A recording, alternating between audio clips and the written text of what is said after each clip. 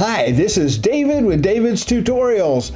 In today's video, I'd like to talk to you about backronyms. Now, I know most people watching this, and I was one of them not that long ago, are thinking, what the heck are backronyms? And we're going to get into what backronyms are and how to use them in this video. Let's get started with the partner of backronyms, which are acronyms. Now, pretty much everybody already knows what an acronym is. It's a series of letters designed to help you remember a phrase or a sequence of events. For example, ETA for estimated time of arrival. Now, a backronym goes exactly the other way. It's a series of words in either a sentence or a phrase designed to help you remember what the letters are in a certain sequence. For example, medical students and people studying anatomy and advanced biology want to learn the 12 cranial nerves, and they memorize the phrase, "On old Olympus towering top, a Finn and German brewed some hops." And the first letter of each one of those words is the same as the first letter of each of the cranial nerves, and it helps them remember what the cranial nerves are. Another use for backronyms would be, and this is where I got the idea for this video, for letter frequency distribution. There are many reasons why you would want to know what is the most common letter and what's the next most common letter and what's the next most common letter after that. Now, for all the letters in the English language alphabet, of which there are 26, there are letters that occur more frequently than others. And if you ever need an instance in which you need to know which letter is most likely to occur next, this is when you need to know letter frequency distribution. Now, I have broken it up into 4 backronyms, and these 4 backronyms represent groups of 6 words and 6 words, then 8 words, then 6 words, and that covers all 26 letters in the English alphabet in the order in which they occur in frequency. Most people already know the most common letter in the English language is the letter E, and that occurs about 12.7% of all letters. If you were to go to a library and digitize all the books in a giant library and then analyze all the words in all the books and extract all the letters and see how many times was each letter used, E would be the most common, and it would come out at about 12.7% of all the letters used in all the books in that whole library. Now, the first 6 letters in order of frequency are E, T, A, O, I, N. And the backronym that I came up with for this is Eating Tasty Apples Offers Immense Nourishment.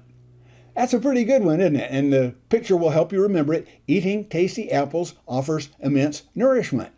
And those are the 6 most common letters in the English language. And we'll say this is American English because British English might be a little bit different. They spell things differently than Americans spell them. Neither one is right or wrong. It's just different. For example, they spell favor and color differently than the Americans spell them. That's just fine. Not a problem. Now that you have the first 6 letters in order of occurrence, let's go on to the second 6 letters. The second 6 letters are SHRDLU. And the backronym I have come up with that is this. Sir Harry ran, dodging lizards underfoot. Sorry, I don't have a very good British accent. I would love it if somebody would teach me how to speak a little bit more British, but I just don't have that in my repertoire right now. So, Sir Harry ran, dodging lizards underfoot. That's kind of fun, and you can get the picture in your mind of Sir Harry running and dodging lizards underfoot, and that gives you the second set of 6 letters in their order of frequency of occurrence in American English. Let's move on to the third one, and I think this third backronym is the most fun of all of them, and it's got 8 letters in it, and the letters in the third backronym are this. C, M, W, F, G, Y, P, B. Now, the backronym I came up with this is so much fun. Can Mike wear funny green yoga pants biking? It's a question, and if you get that image in your mind, it'll probably help you remember the backronym, and the backronym will help you remember the order of the letters. C, M, W, F, G, Y, P, B.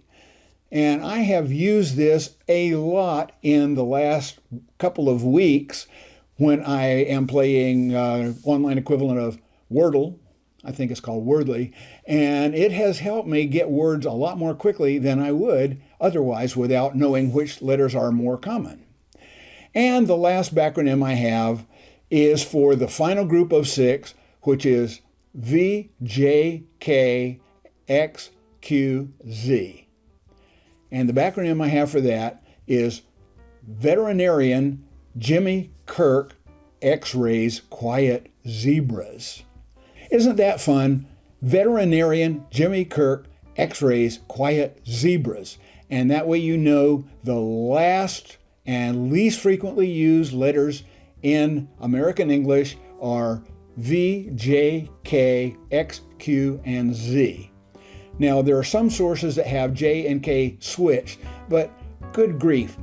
J is 0.23% of all the letters used, and K is 0.22%. So you can see it's like 1/100th of 1% difference. So it's easy to see you could go to a different source and they would be switched. In any case, knowing the sequence of letters in their order of frequency of use in American English is a fun thing to know and a handy thing to have if you ever play word games, if you're involved in cryptography, if you're designing things and you need to know which letters are most common and which are least common.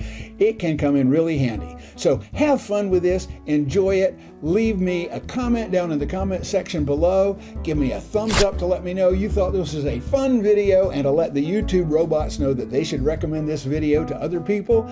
And if you're already a subscriber, thank you so very much. I appreciate every person who has subscribed to this channel. And if you're not a subscriber, you know what to do. Go ahead right now and click on that subscribe button and then click on the bell icon, and YouTube will let you know via email whenever we post another video right here on the David's Tutorials channel. Meantime, take care everybody and have yourself an absolutely wonderful rest of your week.